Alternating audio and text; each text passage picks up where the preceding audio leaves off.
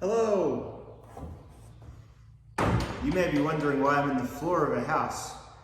Well, big news, and also reason why I haven't been posting many videos. I've bought a house, so stand by for this, hopefully not too echoey, house review.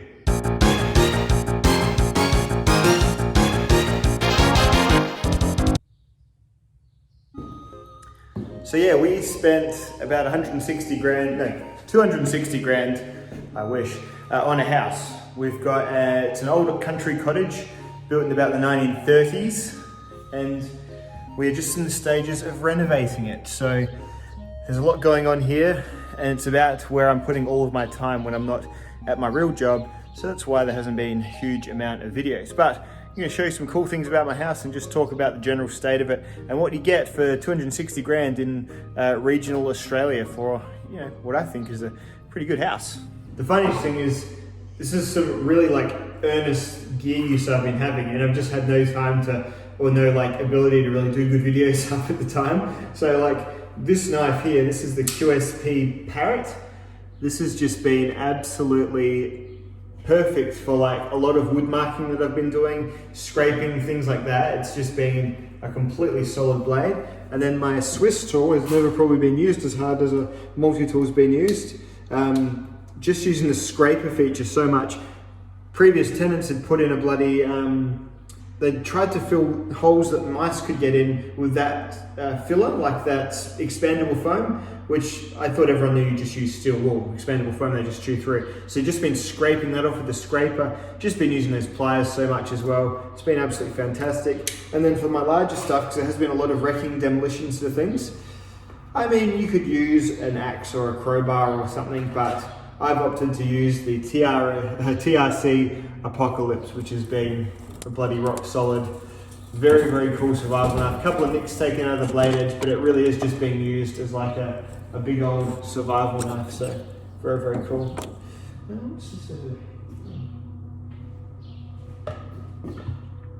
Oh, it's this. Never mind. So that's gear-wise, it's been a fucking blast, but and yeah, it'll all factor into some reviews. I have shot a little bit, but really, it's not even been about the gear, which is funny, because it usually is about the gear, and I'm making up ways to use it, so just doing a bit of a walk around. It's all stone walls, solid stone place. Stone has some advantages and some disadvantages. The advantages are that it's gonna stand forever, pretty much. The disadvantages are that it does crack. As you see here, reasonable sized cracks. This is actually the only particularly bad crack that we need to get some decent masonry done on. But apart from that, if you keep on top of things like that, these houses last for ages. And the cool thing about them is, and this is where I like it a lot, no one builds houses like this anymore. No one builds solid stone houses. All the modern houses, when you look at them, they're all sort of just these big open plan, blue scope sort of, which it's fine, it's just not us. We prefer a more sort of rustic finish, you know? And if you get rustic and you can get quality at the same time, which I think is what we've got, as long as you're happy to spend a little bit of time and money fixing it up, you can actually get a really, really good deal. The options we pretty much had were to buy a block of land because we want to live out of town. You buy a block of land for, 100, 150 grand, and then you build some, even conservatively, a $250,000 to $300,000 house build. You're going to end up with a mortgage that you're going to be paying off for at least 30 years, and it's going to be consuming a lot of your wage. What we wanted to do was have something that we could either pay off at an accelerated rate in about 10 years or pay off at the standard rate in about 20 years. So that's what we're aiming to do. And we should be on track to do that as long as nothing bad happens.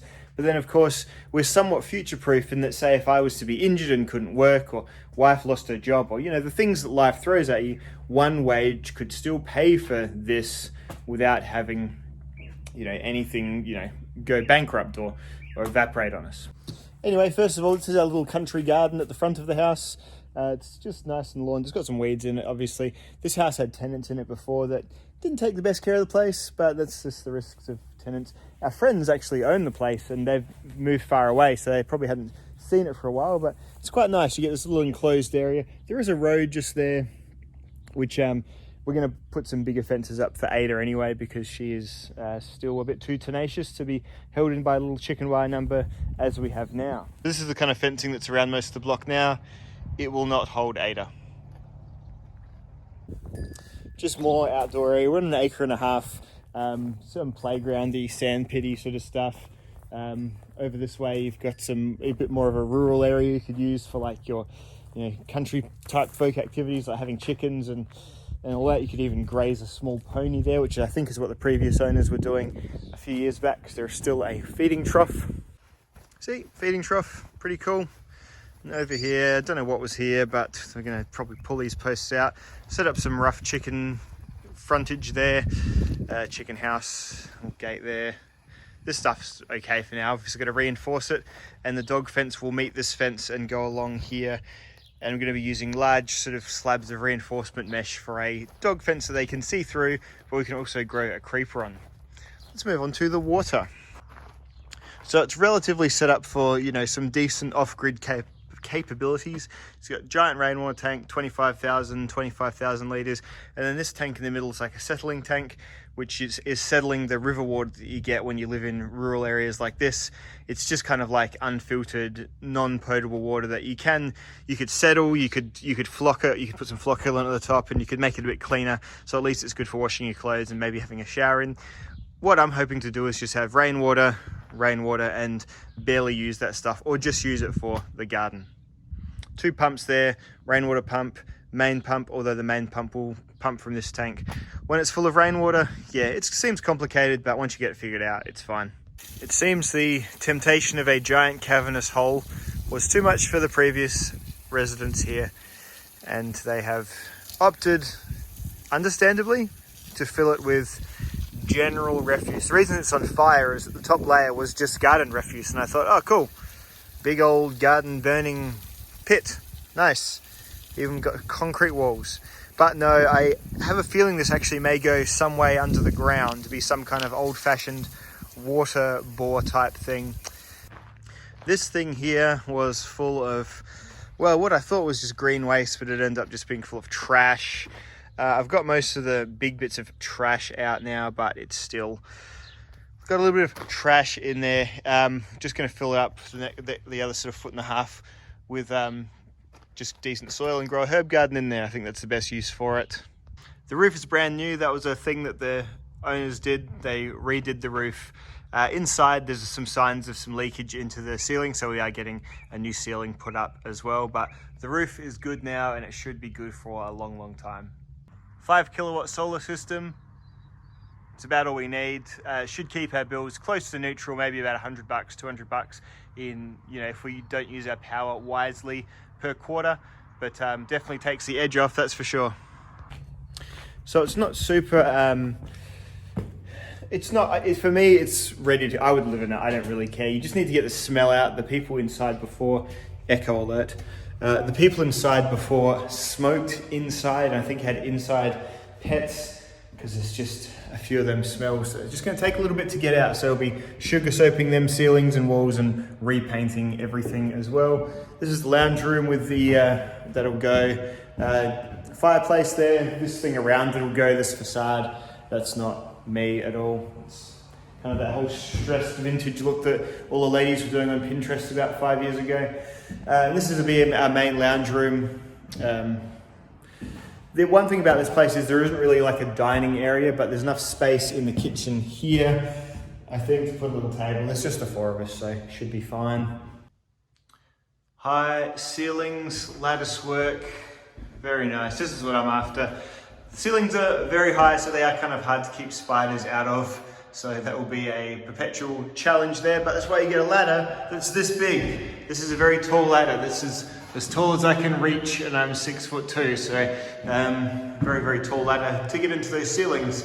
And that's what I was talking about, a bit of mold there. Not ideal, it's not the terrible stuff, but still annoying, so we're just gonna get this ceiling. As people like these sort of latticey ceilings. I have no strong feelings about them, so we're just gonna get a nice flat ceiling put in. These floors are Jarrah. We're gonna put carpet in just for the echo and the warmth. Daughter wants like a floating laminate sort of floor in here because she wants to do painting and art and stuff. This will be her room. Just showing you what's under these floors. You've just got a compacted cement slab, compacted earth. I've just been letting off a couple of bug bombs from time to time. Yeah, there's a salt damp problem. In terms of problems of the house, there's a salt damp problem which causes the paint up to about here to bubble and peel. So we're getting a salt damp treatment, which, you know, costs a little bit, but keeps us, long term a bit happier. Nice polished floors in here, very nice. Got dimmable downlights, which was cool. It's like a modern convenience, so you turn them on, you can dim, rise, little knobbles there. I think those are cool. Teresa thinks they are hideous. This brings me to, that'll be our room in there, by the way. It's got a doorway to a little outside area. Fun. Brings me to, of course, the cellar, which I've decided to christen as the new knife lab. Let's go down and have a look. It's got a slight Blair Witch vibe to it. I need to get a new set of stairs made because these two are okay up until about this one down here. And then they start just falling away from the concrete foundations of them. So they've got these wooden bits at the front here, just falling off, whatever. So, slight Blair Witch vibe down here for sure, but I've put some nice bright LED bulbs in here, so let there be light. And here we are. Yes, you could say it's slightly grim or even dank, but relatively good sound in here. The floor is cement, which I was happy with. That's just a stain. Need to clean up, of course. I've got a whole bunch of rubbish out of here already. Previous tenants left a mattress that was moldy as fuck in here. And there's a wetness, a moisture problem in here as well, which we are going to get rectified. Just needs another vent. I think there was some sort of vent system here. In the old days, they thought for pest management, they'd close up a lot of vents in these kind of old homes. It's one of those things you wish they could just go back and not have done, but whatever. There is some ventilation here, which sort of works a little bit, but right now I'm just leaving it open, trying to get some of the moisture out of the air, and it has started to work a little bit, but yeah, needs a little bit of love in here, but I think it's kind of cool. I like the sort of edgy, it's big enough. It feels really small when the camera's here, but if I set up, put on this windowsill here, this ledge here, if I set up and sort of step back, you'll see it ain't tiny. I can like touch the ceiling, but I'm not bumping my head or anything. Yeah. Da, da, da, da, da, da. What do you think? Knife lab.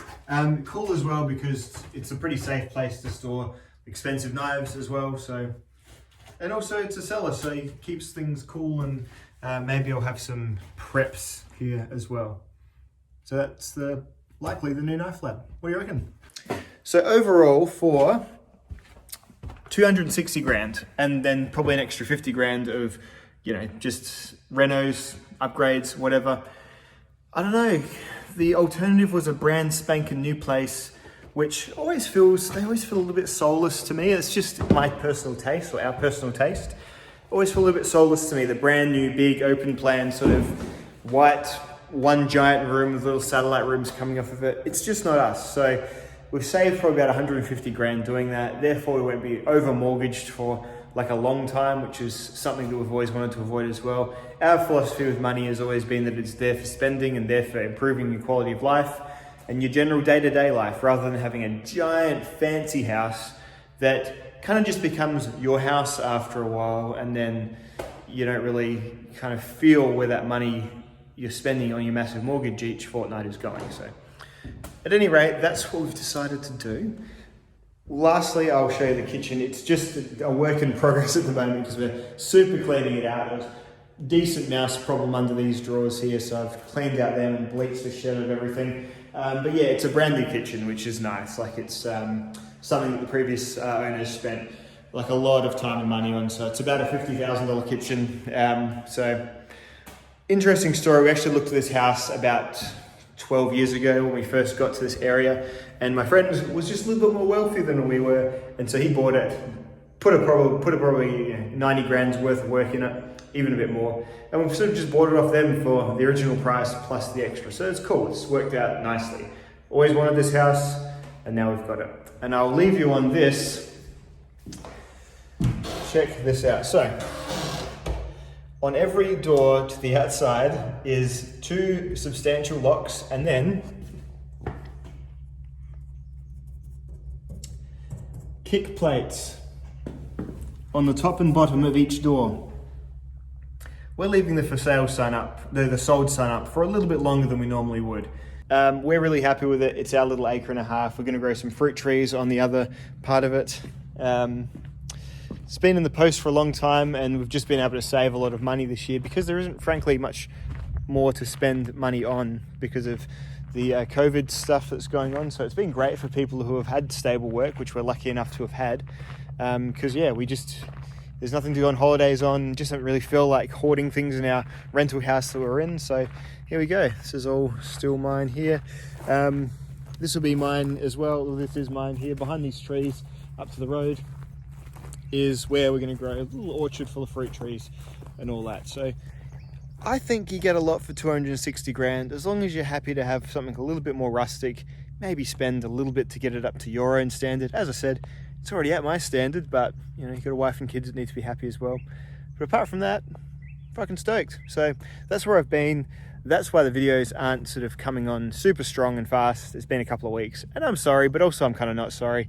I've been doing YouTube for 8 years now, and I think I'm due a little bit of a break. If you're a Patreon, feel free to scale back or pause your donations if you know the perhaps bi-monthly content that I've been managing isn't quite up to what you're after usually.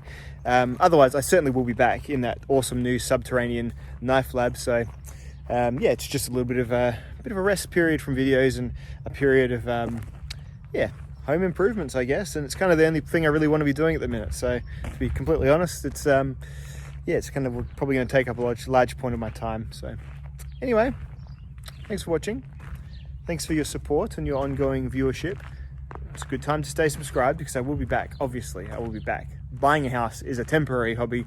Knife lab is forever. So anyway, I'll see you all in the next one, my friends. Oh, it's my outdoor shedding as well. So it's all pretty insecure. So hence the knife lab being underground. Goodbye, guys.